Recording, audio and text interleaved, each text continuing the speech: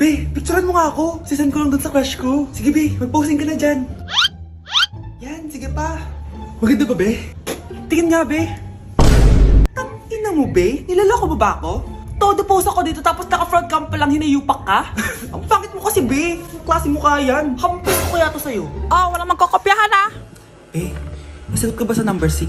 Ay, letter B. Letter B. Thank you. Be, anong sagot sa 10? Be, Pass your papers in 5, Be, 4. ano yun? Be, dali na. Anong sagot sa 10? Sa number 10? Mama mo. Sumingita ka? Binigyan kita ng sagot tapos inbabalik mo sa akin? Akin na yan. O, ito. Bigay mo sa mama mo. Ay, sorry na. A few moments later. Be, di ba crush mo yun? Be, huwag kang maingay. Baka marinig niya. Psst, hoy! Crush ka daw na ito, oh! Kung ina mo, Be. Crush mo ako? Hello? Tingnan mo nga itsura mo. Pangit mo.